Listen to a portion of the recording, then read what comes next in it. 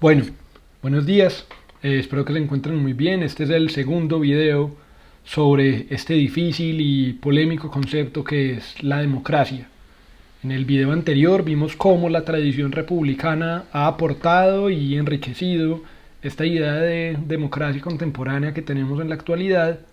En este segundo video vamos a ver un poco esta misma tradición democrática con tres conceptos principales y cómo estos tres conceptos de la voluntad general y la votación, la deliberación y la competencia han aportado a la idea que tenemos como más compleja, con matices, con diferencias de lo que es un sistema democrático en la actualidad. Vamos a ver cómo cada una de estas tres ideas tiene unos representantes, unos aportes teóricos y unas dificultades, unos problemas. Vamos a ver cómo ninguna de estas tres ideas va a resolver por completo todas las inquietudes, pero aún así nos va a permitir dar unos avances como progresivos, un paso a paso, que nos va a ayudar a entender mejor algunas de las dinámicas en las que estamos en la actualidad. Así que comencemos primero con la voluntad general, con esta idea de la voluntad general. Rousseau es un gran representante de esta idea. Este francés aportó significativamente a la comprensión que teníamos de la voluntad general, de qué es lo que se entiende por el contrato social contemporáneo. Y bueno, y estaba reflexionando, tenía mucho que ver con todo lo que sucedió en la, en la Francia del siglo XVIII, XIX, bastante diferente a lo que veíamos que sucedía en Estados Unidos, en Inglaterra. El problema de esta idea de la voluntad general es que nadie tiene muy claro qué es lo que significa. Nadie tiene muy claro qué es lo que quiso decir Rousseau con la definición que planteaba de voluntad general. En su texto, El contrato social, escribe esto en el libro segundo. Él dice: hay mucha diferencia entre la voluntad de todos y la voluntad general. Esta, la voluntad general, solo mira el interés común.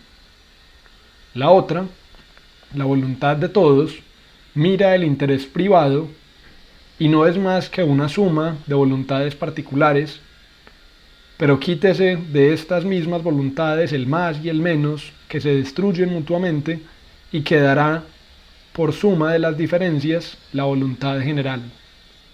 Miren que acá hay una dificultad importante en entender cómo es que se presenta pues, finalmente esta voluntad general, qué es lo que queremos dar a entender con ella y cómo la vamos a alcanzar. Ese va a ser el problema eh, central, cómo vamos a llegar a identificar esa voluntad general. Aquí la primera de los caminos va a ser el de la votación, el de poder, poder decir con nuestra voz y nuestro voto qué es lo que opinamos, qué es lo que queremos, con qué estamos de acuerdo, y a partir de la suma de esas diferentes voces como de la población a través de un voto se va a poder identificar cuál va a ser el, como la preferencia de la mayoría, la idea de la mayoría, esa voluntad general de la que Rousseau hablaba. Aún así, este personaje, el marqués de Condorcet, empieza a hacer unos estudios y a señalar cómo hay una paradoja en la votación, o una paradoja de Condorcet también es conocida. Y él afirma que quien controle el orden de la votación controla el resultado. Si tú eres quien controla qué se vota primero y qué se vota después, en qué orden de prioridades va a ir la agenda del día, cuáles van a ser lo que se descarte en primer lugar y cuáles van a ser las pequeñas, pues las opciones más reducidas que vayan quedando, puedes empezar a controlar el resultado. Puedes empezar a señalar hacia dónde va a ir el asunto. Él hablaba de esto pues se llamaba a esto los ciclos de votación, cómo los ciclos de votación podían amenazar el mandato de la mayoría, como los ciclos de votación, que es esta idea de que primero votamos como si estuviéramos en el Congreso, en una asamblea, votamos primero por el problema número uno y luego por el problema número uno nuevamente, pero ya como identificando quiénes están de qué lado y quiénes de otro, y así nos vamos separando en facciones, nos vamos separando en diferentes grupos y se empieza a corroer y a perder esa voz de la mayoría porque se empieza a entender como las dinámicas, se empieza a poder predecir qué es lo que el otro va a elegir, y si tú eres quien tiene el control del orden, pues puedes predecir en qué orden debes poner las preguntas para dirigir, favorecer ciertos resultados. Aquí es donde vemos en esta paradoja de Condorcet, en esta paradoja de la votación, cómo un proceso de voto pluralista puede entregar resultados opuestos a la preferencia de la mayoría. Es decir, cómo cuando tenemos al menos tres elecciones, cuando tenemos por ejemplo tres candidatos para elegir en una alcaldía, en un puesto de elección popular, podrían los resultados de esta votación mostrar que el candidato A fue el que tuvo más votos, luego el candidato B quedó de segundo y el candidato C quedó de tercero. Y el voto pluralista mostraba entonces que el candidato A es el que más votos obtuvo y por ende debe ser el elegido. Ahí tendríamos la idea de que la voluntad general se estaba manifestando, estaba dando cuenta de que se prefería ese candidato A.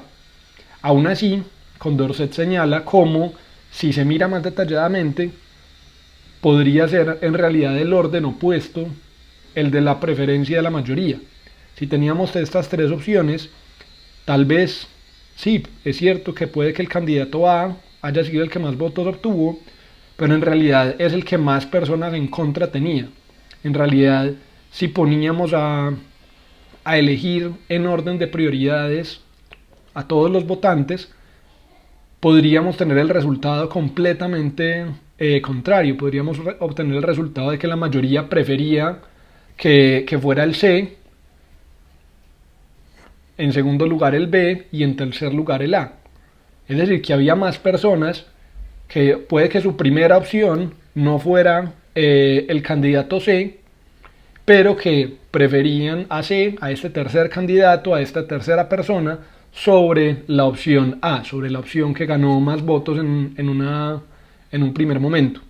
Aquí él empieza a señalar cómo esta votación no es entonces tan sencilla como la creemos, esta votación directa, cuando no se obtiene una mayoría absoluta, o sea, un 50% más uno al menos, no se está necesariamente dando o respetando la preferencia de la mayoría, sino que puede ser simplemente un voto plural, no una mayoría absoluta, sino un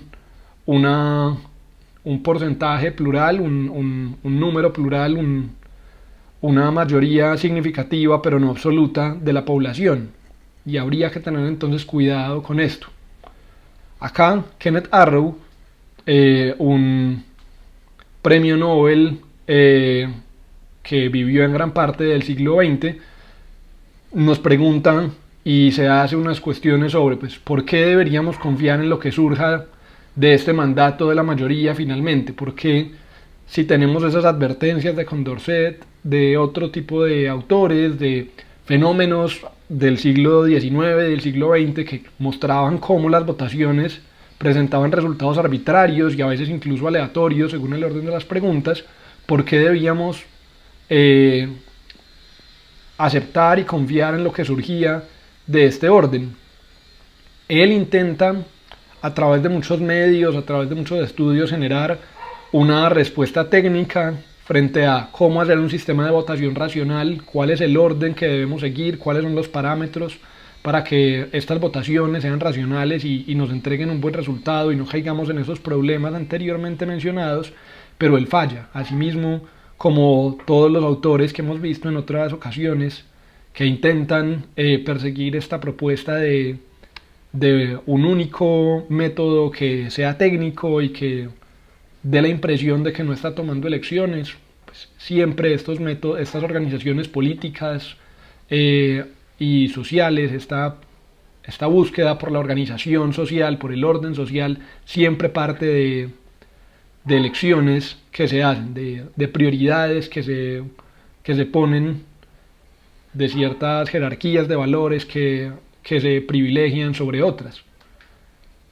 Arrow plantea un asunto que se llama la teoría de la imposibilidad de Arrow, y él dice que es imposible establecer un sistema de votación en el que haya tres o más alternativas en donde se cumplan ciertas hipótesis razonables que él menciona y se reflejen las preferencias de los individuos. Es decir, no es posible diseñar reglas para la toma de decisiones sociales o políticas que obedezcan estrictamente al criterio de racionalidad.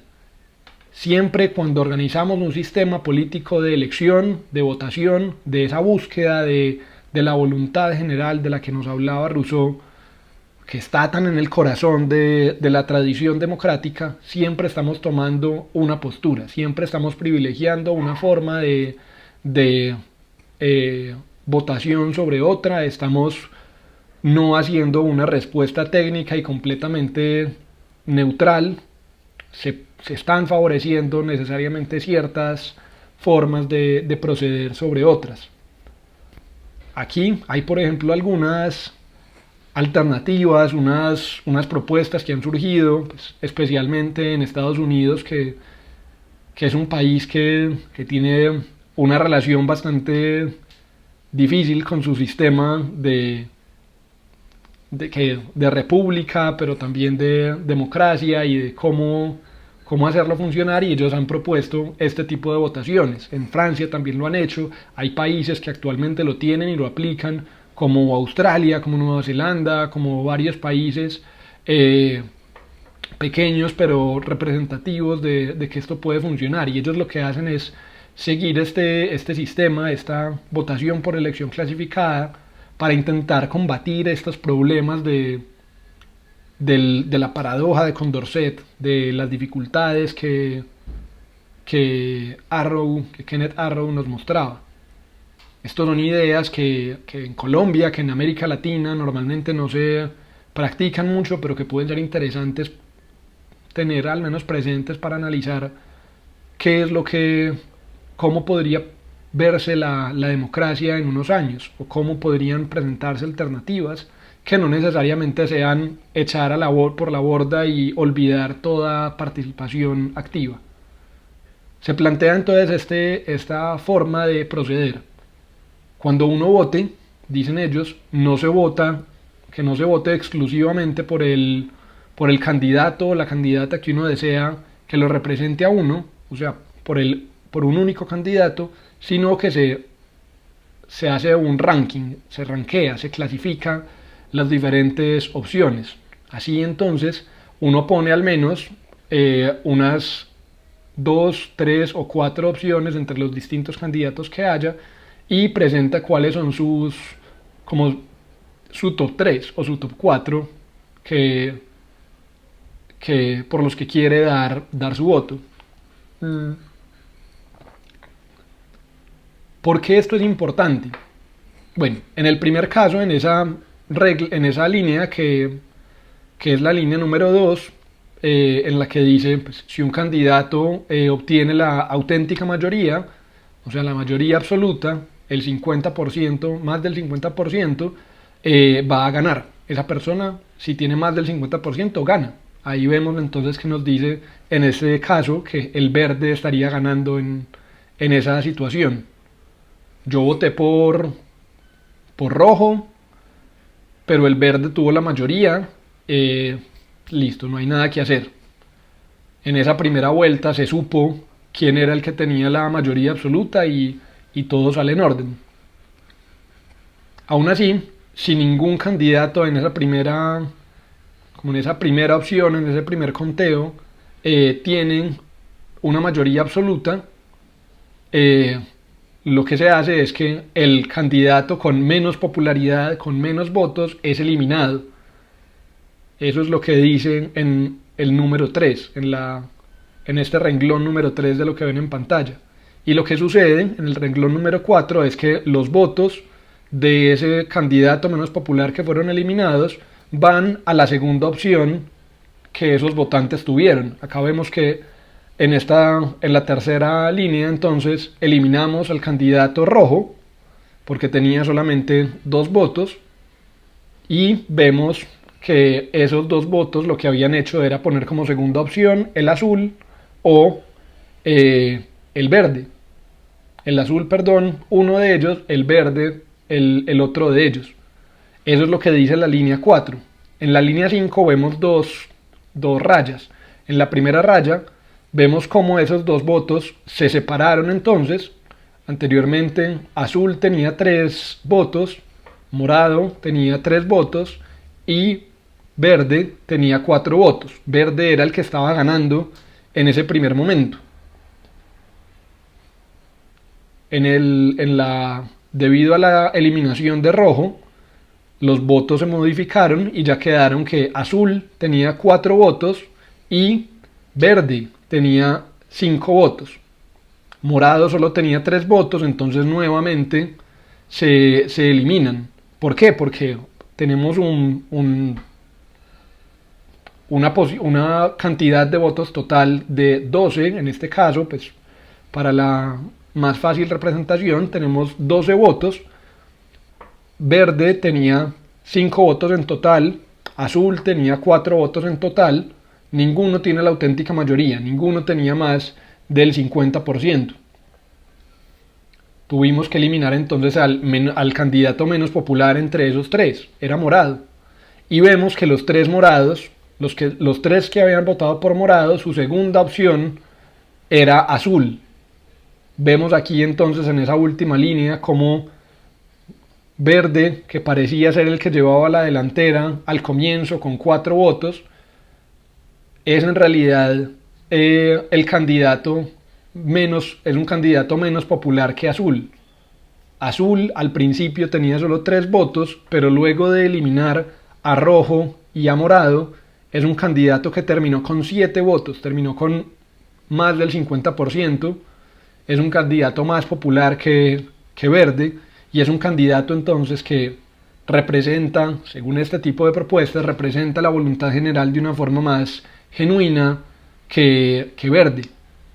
Esto es un tipo de votaciones que son complejas, que son difíciles, que en entornos donde hay corrupción y dudas frente al sistema de elección pueden generar un poco de suspicacia y dudas, pero aún así son unos sistemas de votación que, pues, teóricamente, racionalmente, tienen un punto interesante y nos están señalando cómo no necesariamente porque alguien tenga más votos es el más adecuado, es el que representa la voluntad general.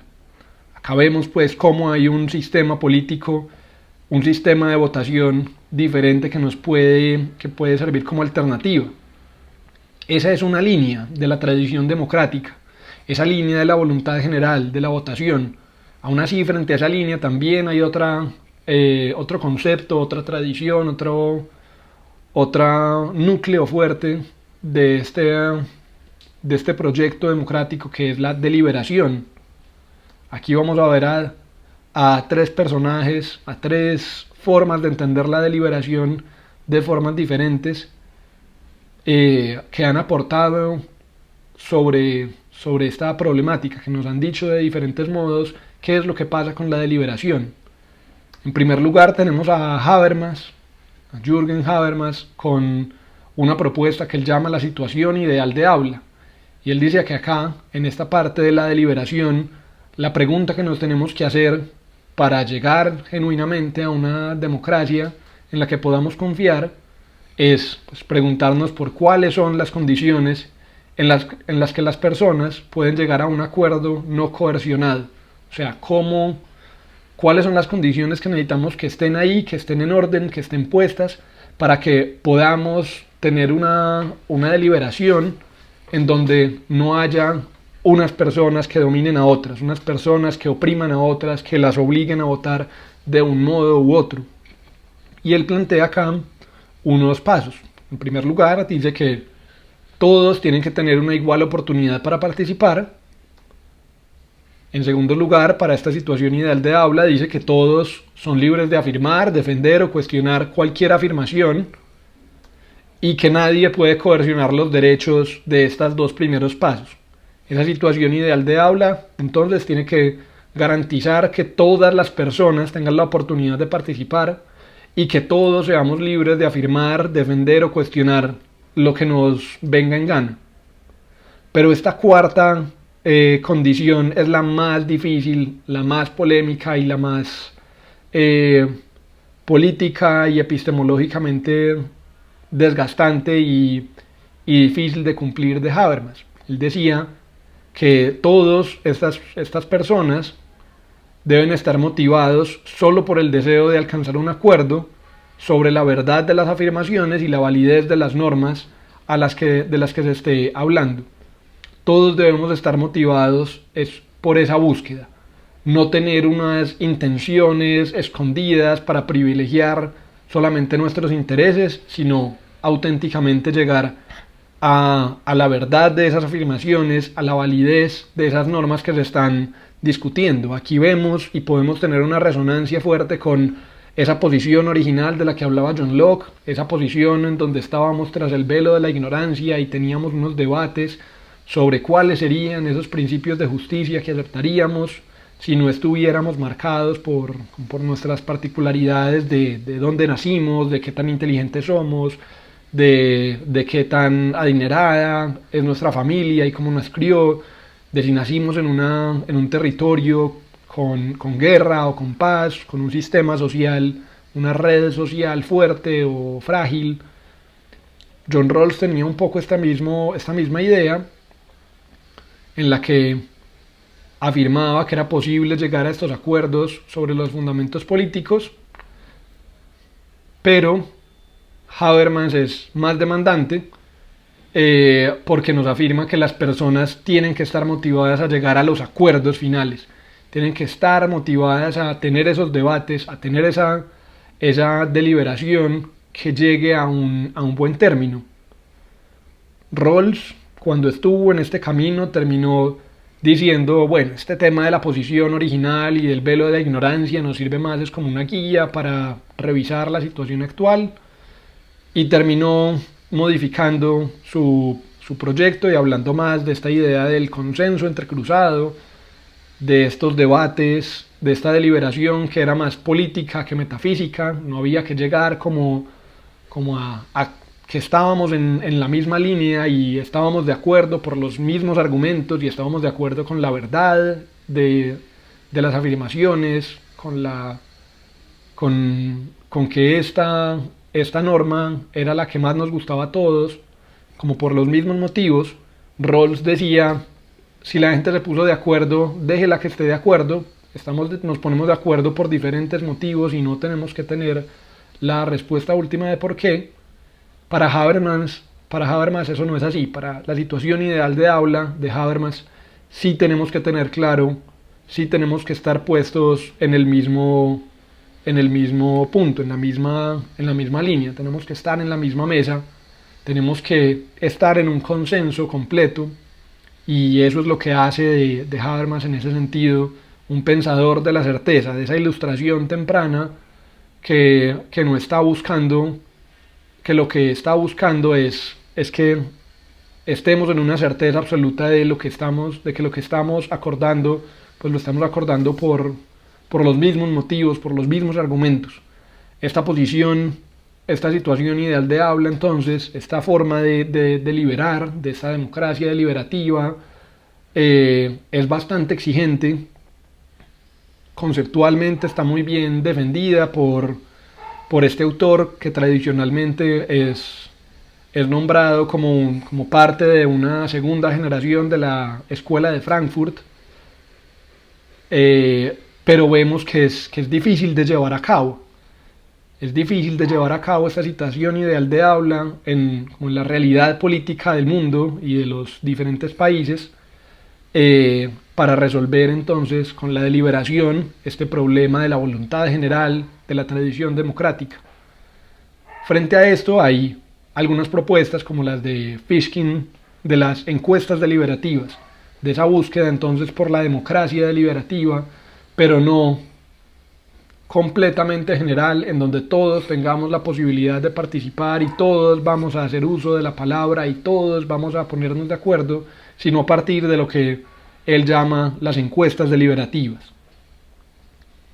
La deliberación a partir de esta línea es entonces una buena práctica para la democracia, aun cuando no se llega a acuerdos finales. Es bueno que tengamos esas deliberaciones, que luchemos conceptualmente, que nos exijamos conceptualmente. Aún así, esa deliberación muchas veces no se da con buenos argumentos, no se da con conocimientos de base importantes, sino que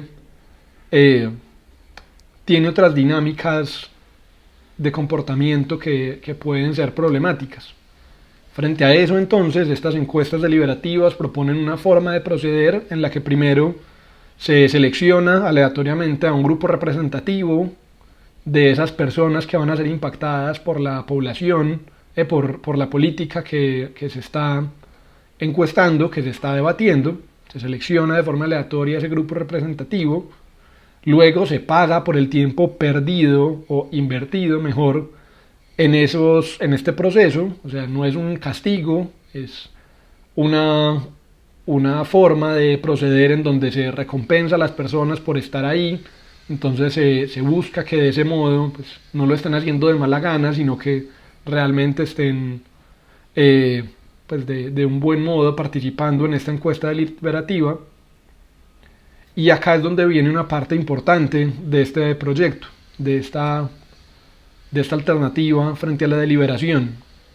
Y es que a este grupo representativo seleccionado de forma aleatoria se le expone de forma profunda a las diferentes ideas de expertos, tanto defensores como opositores, de los temas que se están deliberando. Son temas muy precisos. Así, cada uno de las personas que están allí, que han sido elegidas aleatoriamente para este grupo, que están siendo recompensadas por su tiempo, van a poder tomar una decisión más informada, van a poder conocer con tiempo, con la mente fría, sin la preocupación del día a día, del trabajo, de la obligación de llevar alimento a la mesa de su casa. Van a tener tiempo para sentarse, analizar los pros y los contras de cada una de estas ideas que se están debatiendo. Y así pueden tener luego una deliberación en profundidad, una larga deliberación entre ese grupo representativo sobre qué es lo que debería hacer la sociedad que estén ellos representando, sea la sociedad local, regional o nacional. Así entonces no va a ser una decisión apresurada y manipulada, sino que se propone este método, esta forma de proceder para poder que sean decisiones informadas, que sean deliberaciones inteligentes. Ellos lo que presentan entonces es que se entregan los resultados de dos encuestas, una antes de esa exposición en profundidad del tema y otra después del estudio y de la deliberación del caso. La idea es que este resultado nos va a arrojar una respuesta más cercana a la verdad. No es una respuesta definitiva y absoluta, pero nos va a permitir entender de forma más cercana, más genuina, qué es lo que opina la gente, cuál es esa voluntad general de las personas, cuál es ese interés general de las personas una vez han sido profundamente educados y profundamente puestos a deliberar entre ellos mismos sobre estos temas puntuales. Este tipo de encuestas deliberativas es usado Dice Fishkin y su grupo, si recuerdo bien, son de, no recuerdo si son de Yale, estoy casi seguro, pero no por completo. Eh, el grupo de, en todo caso, una universidad influyente e importante de Estados Unidos, plantea que estas encuestas deliberativas, estos resultados, son usados para aconsejar a ejecutores de políticas públicas y jueces. No es que sea impuesto sobre el resto de la sociedad, no es que estas encuestas deliberativas vayan a suplantar el voto de la población, pero sí van a servir para eh, representar una voluntad popular educada y, y decantada de la población a gobernantes y a jueces. Este tipo de proyectos tiene una serie de problemas, por supuesto, y señalan, así como la propuesta de, de Habermas tenía unos problemas, señalan que estas encuestas deliberativas, pues nuevamente tienen también algunos problemas. ¿Cómo se eligen las características para elegir al grupo representativo? O sea, no solamente cómo se elige al grupo, sino bajo qué parámetros elegimos lo que vamos a buscar en ese grupo. Ahí tenemos esta idea del principio del interés afectado, de que a las personas que están afectando, que esta política pública va a estar afectando, pues a partir de eso elegimos a ese grupo, pero esto significa, esto hasta dónde se lleva, ese principio del interés afectado hasta dónde se lleva. ¿Cómo hacemos en el interés afectado para incluir a poblaciones vecinas, por ejemplo, que se van a ver afectadas por estas ideas?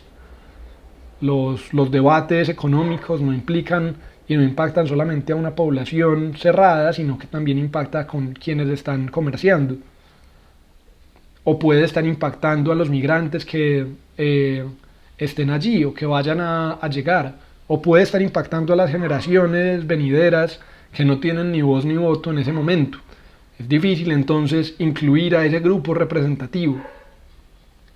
Asimismo, podría preguntársele, pues, ¿quién decide qué asuntos van a ser discutidos y en qué orden?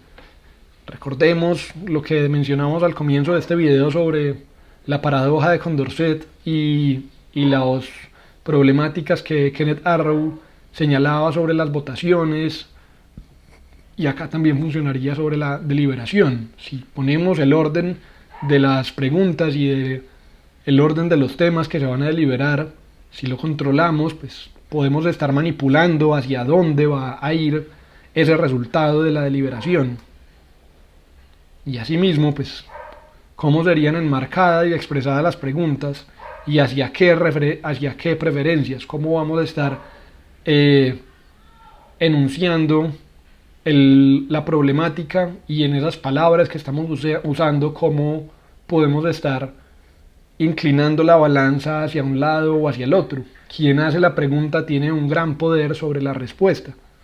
Quien enmarca la pregunta tiene un gran poder sobre la respuesta. Muchos periodistas saben bien esto y tienen un gran poder debido a esto, porque pueden enmarcar las noticias, la realidad social, las problemáticas culturales y sociales de ciertos modos. Según cómo se reporte una noticia, se está presentando y se está invitando a que se tome un lado u otro.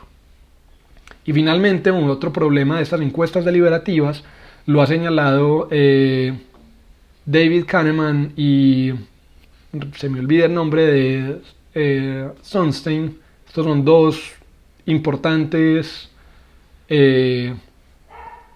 estudiosos de la economía comportamental en Estados Unidos, que han dado cuenta de cómo con experimentaciones concretas han dado cuenta que las posiciones extremas toman más forma en este tipo de encuestas deliberativas.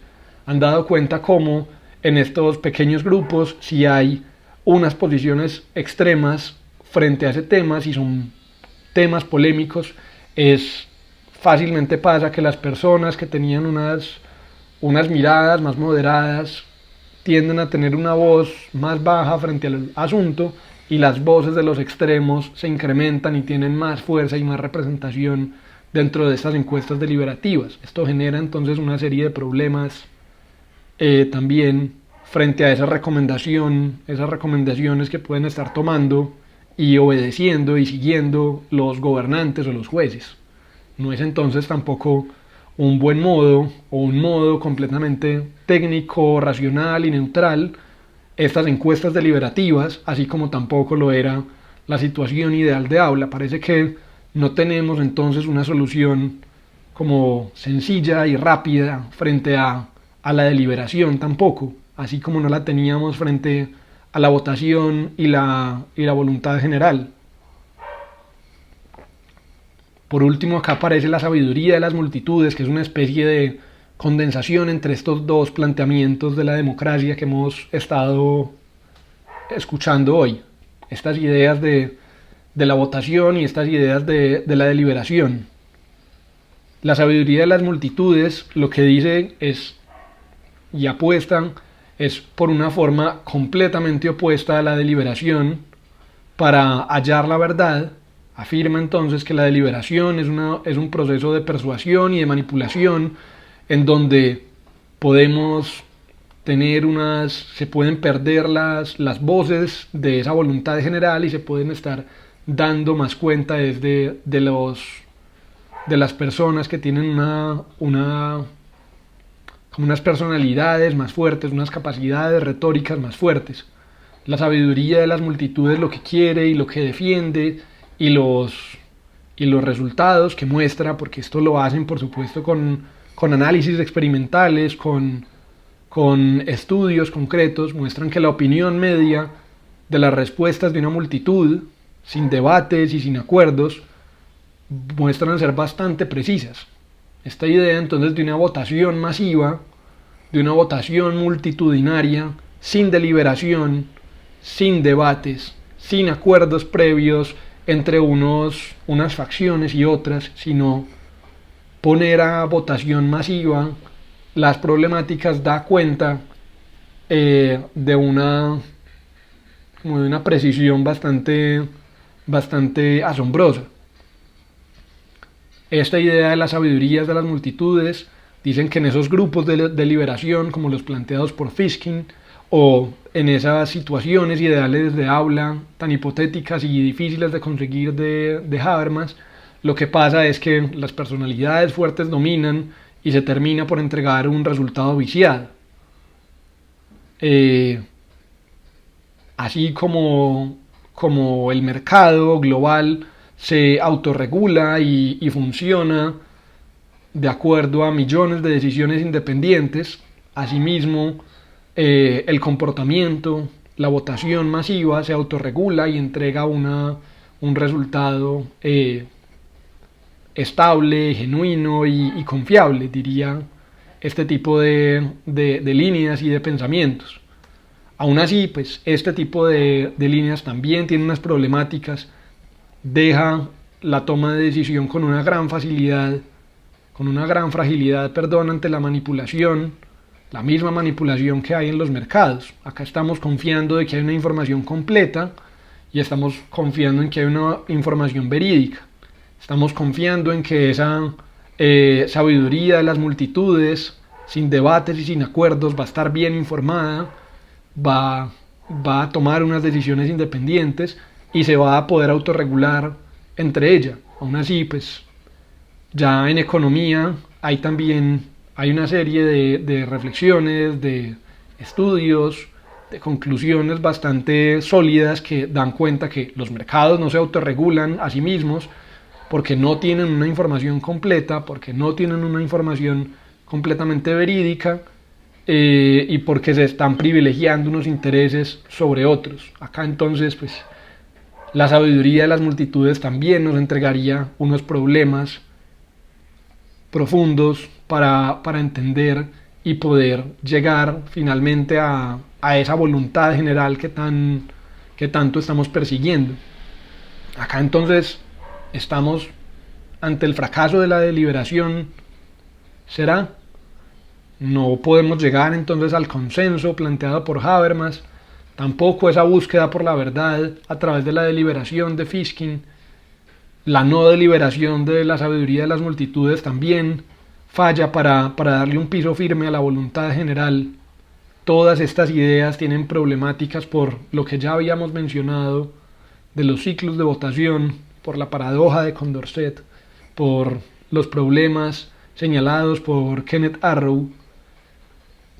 La deliberación, así como la votación, no nos da en sí mismas y por sí mismas una garantía de que la democracia vaya a ser sólida, estable y que vaya a estar representando una, una voluntad general, una, una preferencia de las mayorías que sea confiable. Aquí entonces llegamos a la última de las ideas, a la última de las tradiciones,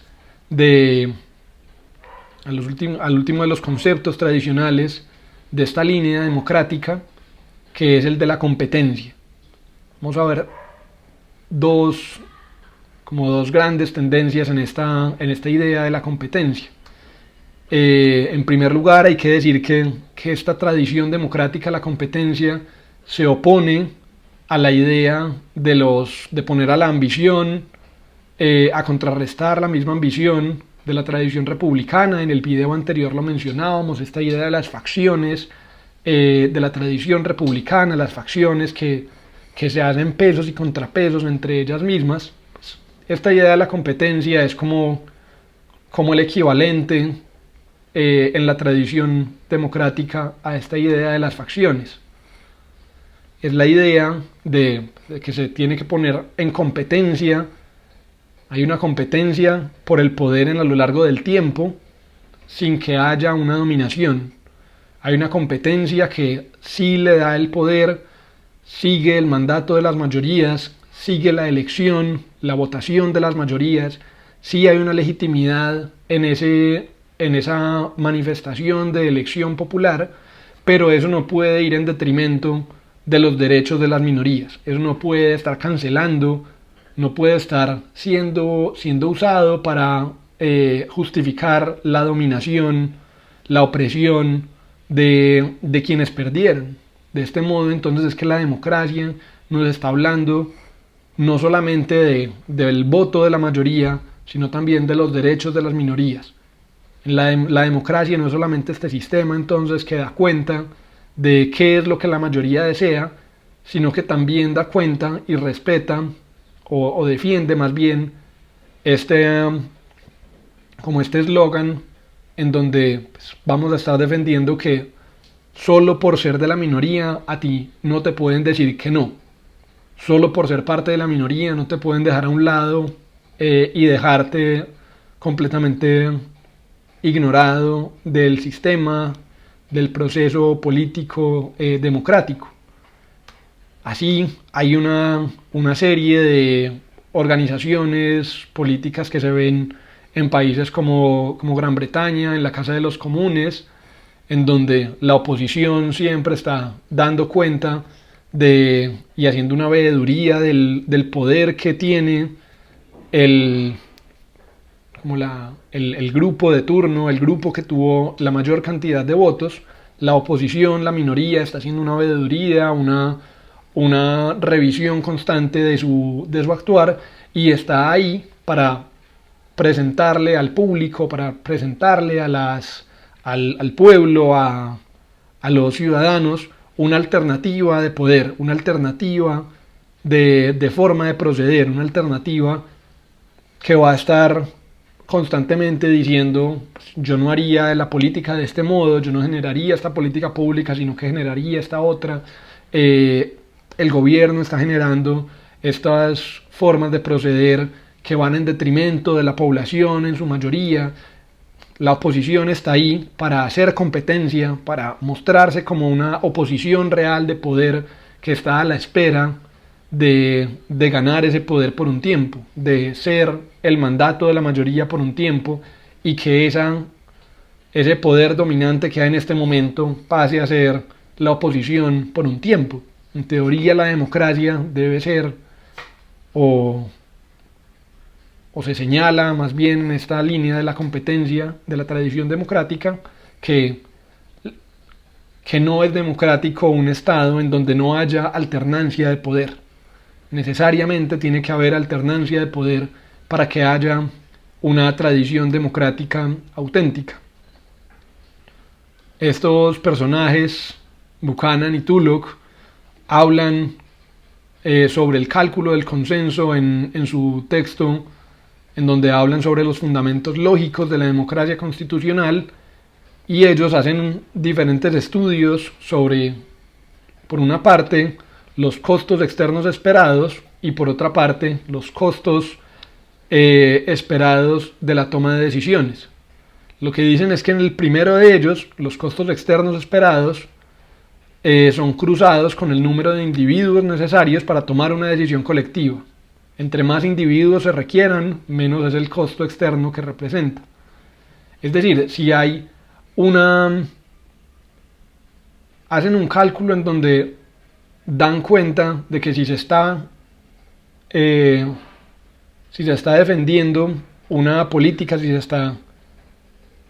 se está considerando una política que impacte muy profundamente la vida de una persona, eso va a tener un costo externo muy fuerte, va a tener un costo externo muy alto. Si son decisiones que no impactan muy profundamente la vida de las personas, van a tener unos costos externos más pequeños. Ese es el primero de ellos. Hacen esos cálculos, hacen esos estudios, le ponen un cuantificador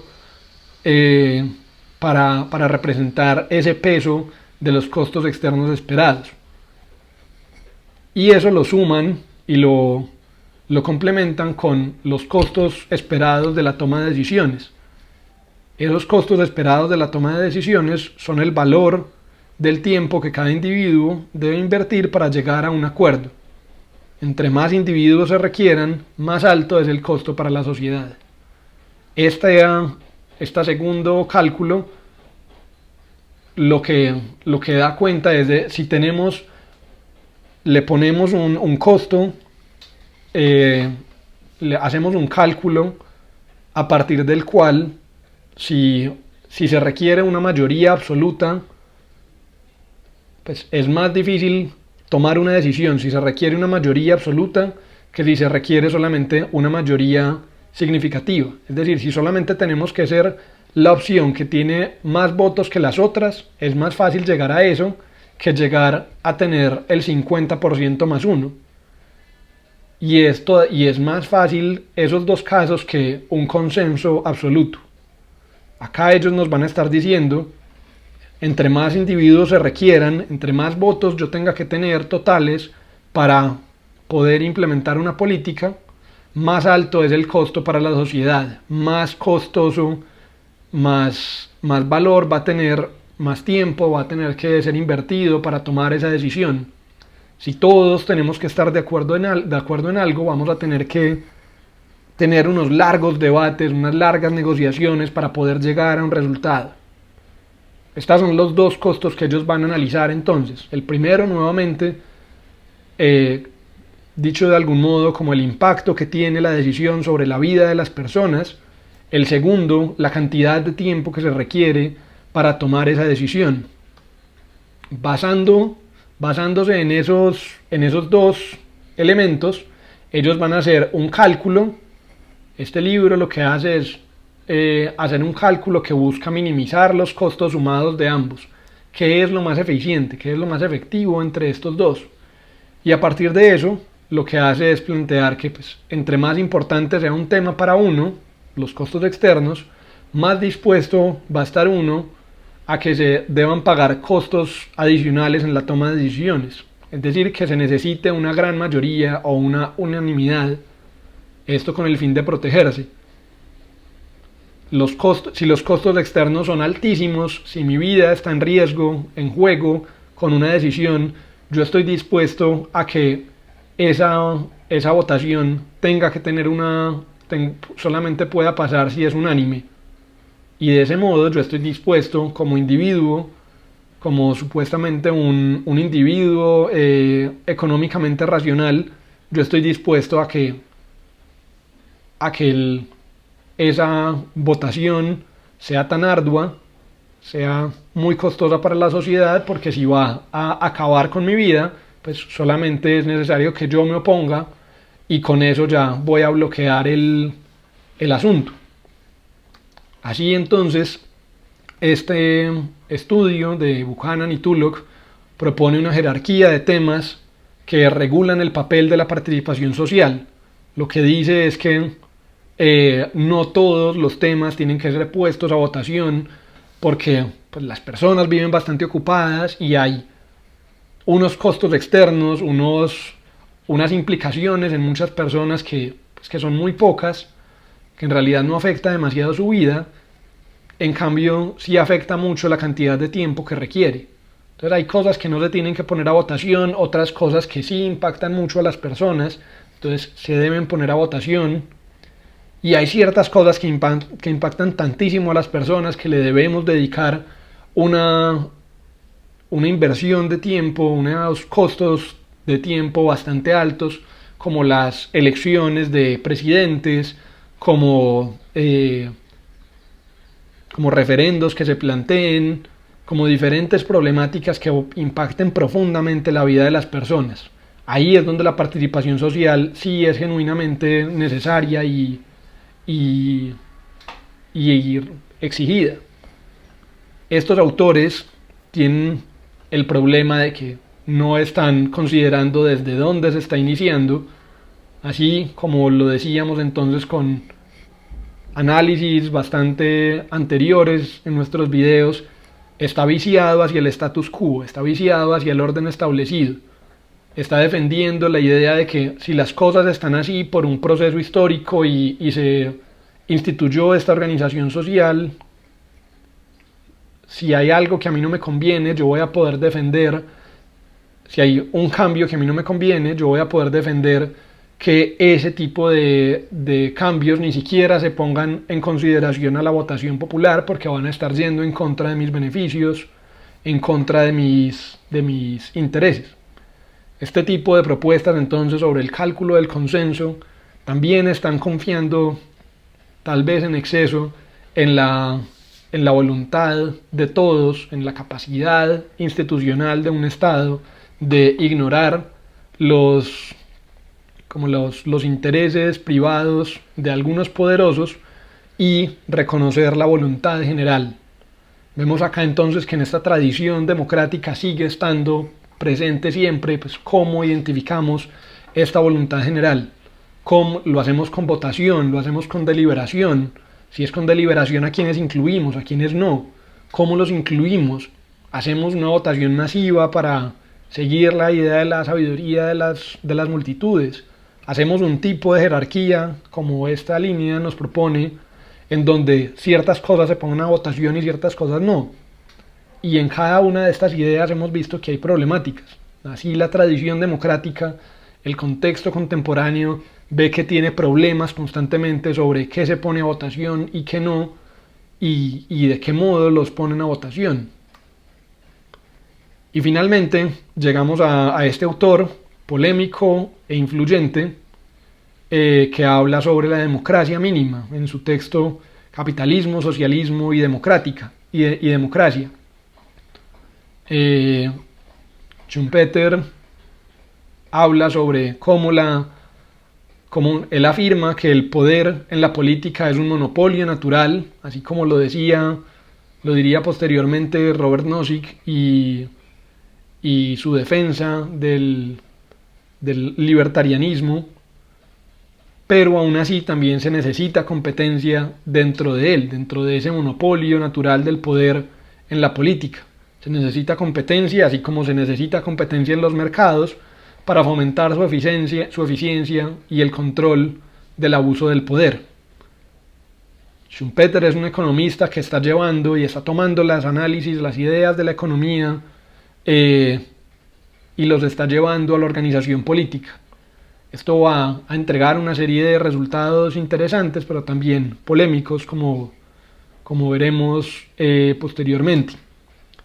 Él decía que el método democrático es aquel sistema institucional para llegar a las decisiones políticas en el que los individuos adquieren el poder de decidir por medio de una lucha de competencia por el voto del pueblo.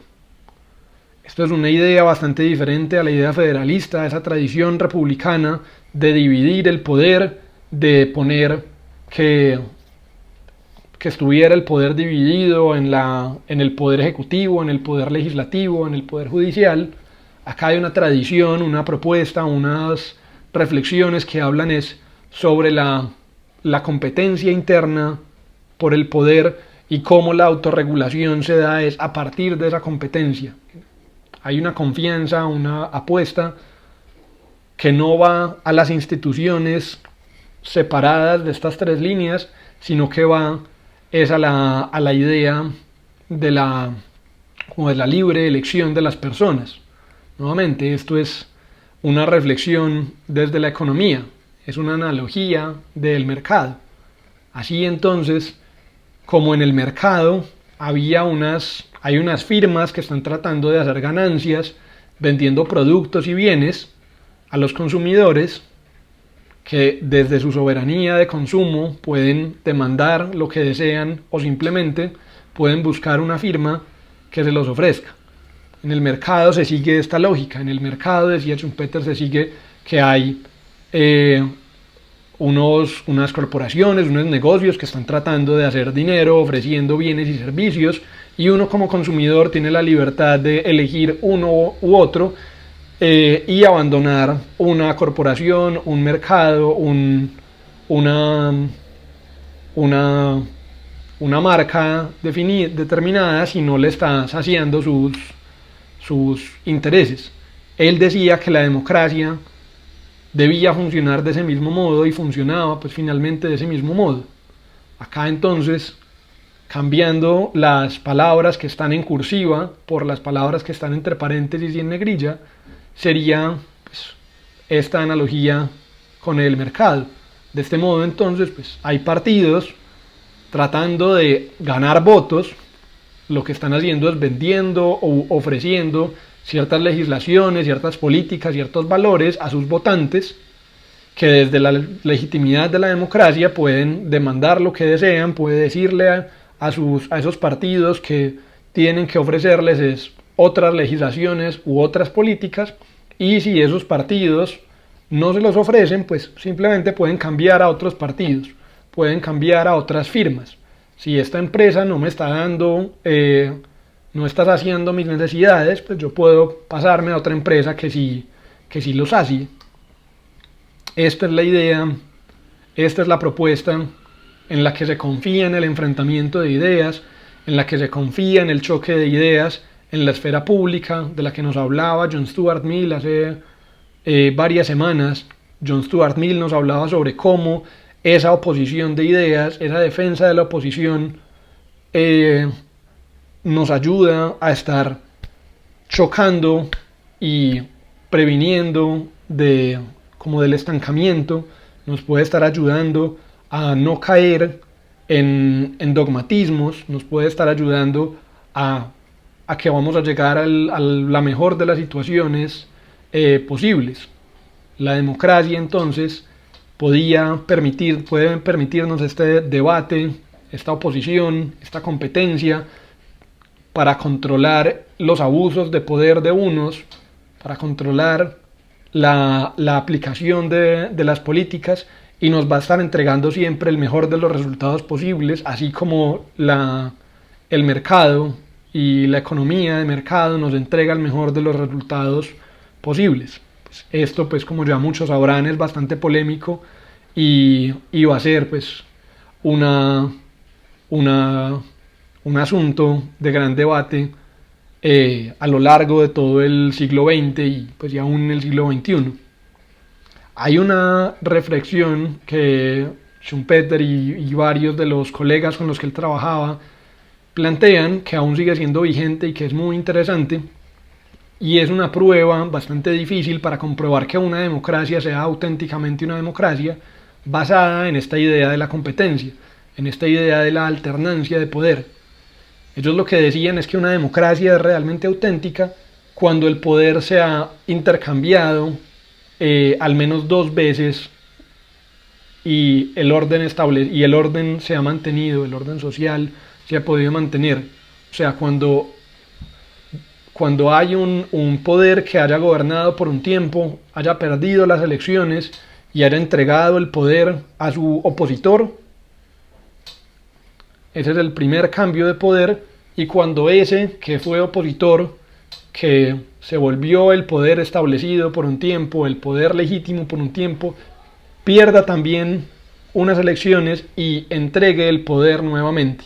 Es ahí, en ese segundo momento, en esa segunda entrega del poder, que se afirmaba que había una democracia auténtica. Acá lo que dicen ellos es que pues, muchas autodenominadas democracias del mundo no cumplen con esta exigencia, que en realidad no sabemos si son una organización social, política, con instituciones suficientemente sólidas, con una cultura democrática suficientemente sólida, como para aceptar que el poder establecido pierda, que el poder establecido entregue sus capacidades ejecutivas a quienes han sido la oposición por muchos años. Hay una serie de países que no cumplen con estos parámetros. Uno de los más representativos es un país como Sudáfrica. Sudáfrica, luego de todo el proceso del apartheid, de todo el proceso de la reconstitución de su país basada en una democracia, pues el partido hay un mismo partido que ha ganado todas las elecciones desde entonces, y finalmente pues no se está muy seguro qué es lo que pase en el momento en que ese partido pierda unas elecciones. Van a estar dispuestos los seguidores de ese partido a aceptar que perdieron legítimamente una contienda, una competencia, y van a permitir que la oposición sea quien domine, o va a haber un gran desorden social, una gran revuelta, y esa ilusión de estabilidad que da la palabra democracia en el comienzo o en alguna parte de las constituciones de los países, pues va a demostrar que es solamente una ilusión. Colombia no es muy desconocido, no es muy distante a este tipo de proyectos. La República de Colombia pues se enorgullece y escuchamos constantemente cómo es que Colombia es la democracia más estable y sólida de América Latina, y esto se da pues, y se defiende con una serie de argumentos. Veamos cómo se aplicaría esta difícil prueba en el caso colombiano. Muchos sabrán pues, que entre el 58, entre 1858 y 1863 estuvo la Confederación Granadina, que dio paso a los Estados Unidos de Colombia. Ese proyecto, que duró unos pocos años, este mapa que ven acá, era el mapa de los Estados Unidos de Colombia hasta, como ven, casi finales del siglo XIX, y es en 1886 cuando se funda la República de Colombia, cuando se funda este estado en el que estamos actualmente.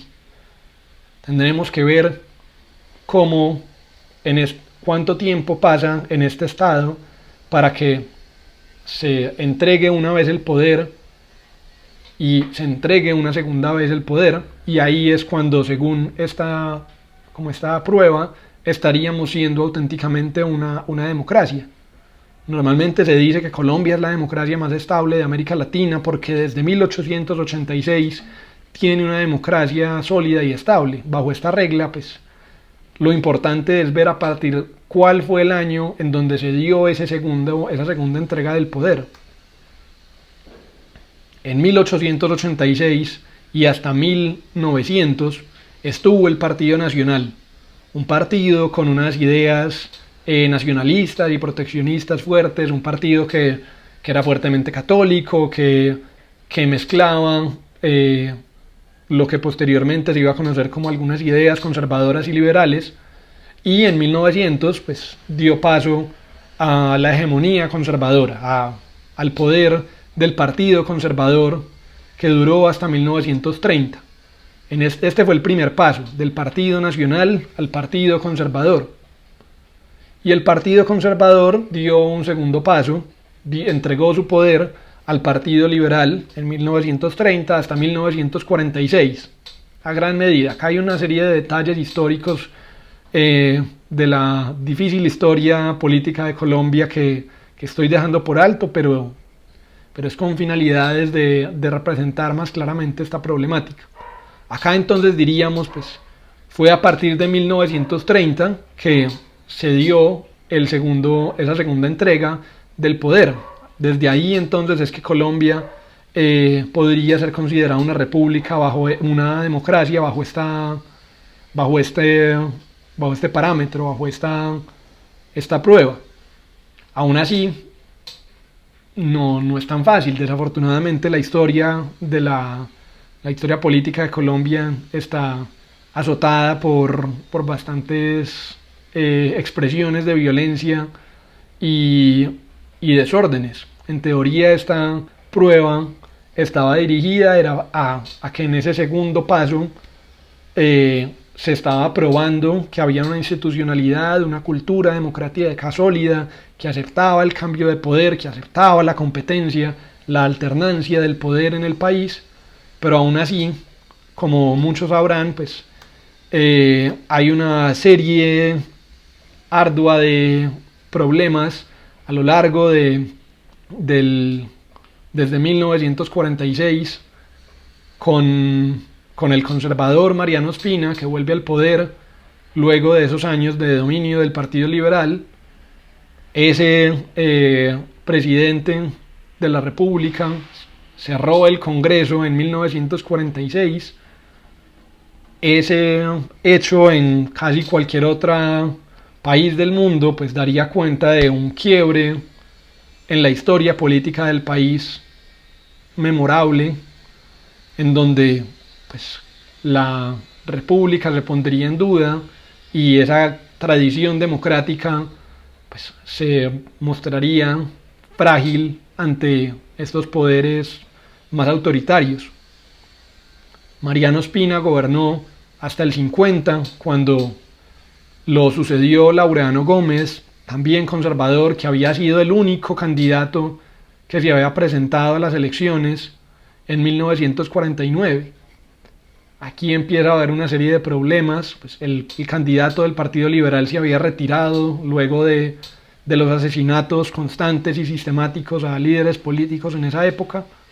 Aquí Laureano Gómez fue el único candidato de un partido fuerte que se presentó en estas elecciones.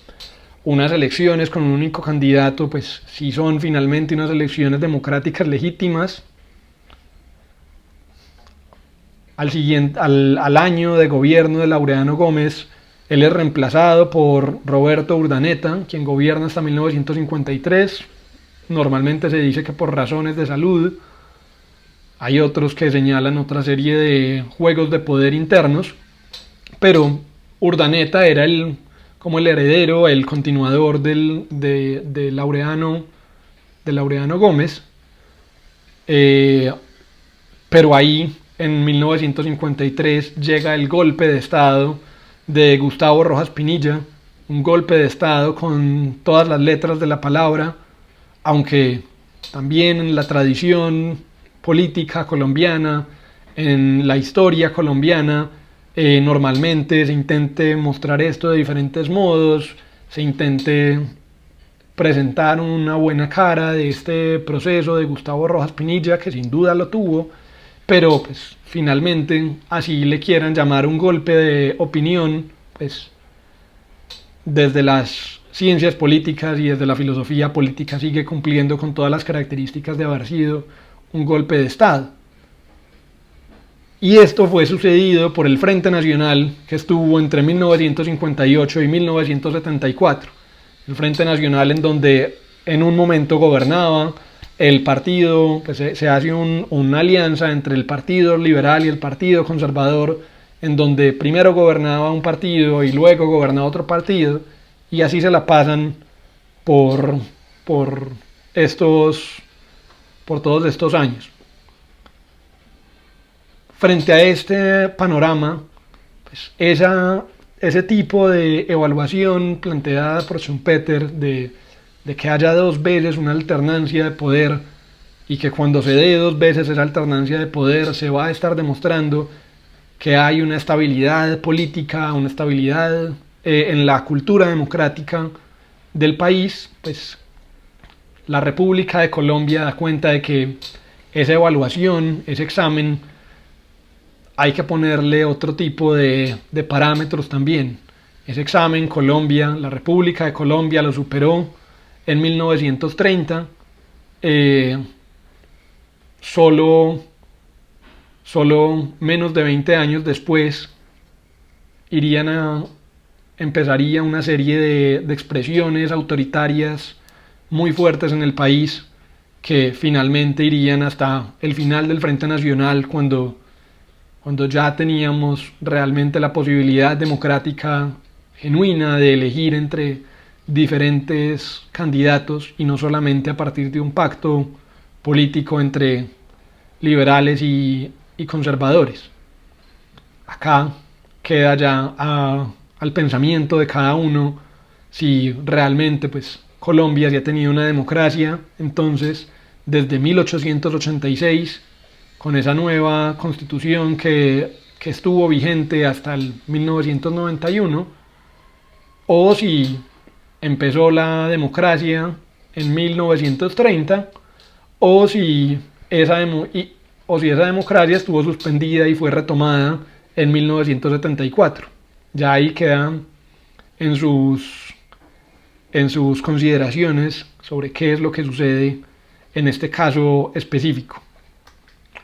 Finalmente, pues vemos cómo estas ideas, estas diferentes reflexiones de la tradición democrática sobre la votación, sobre la deliberación, sobre la competencia, todas ellas buscando esa voluntad general, esa difusa voluntad general, siempre tienen problemáticas, pero aún así cada una de ellas nos ha proporcionado pues, unos elementos institucionales relevantes, vigentes y que nos han servido para mantener cierta organización social que hoy en día manejamos.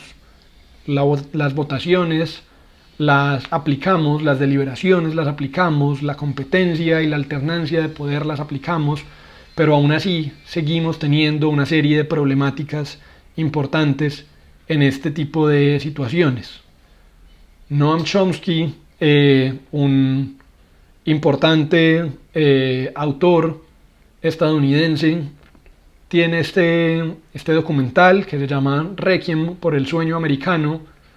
Habla sobre los 10 principios de la concentración de riqueza y de la riqueza y del poder. Este tipo de análisis de Chomsky y de muchos otros lo que nos ayudan también es a mirar con un lente crítico estas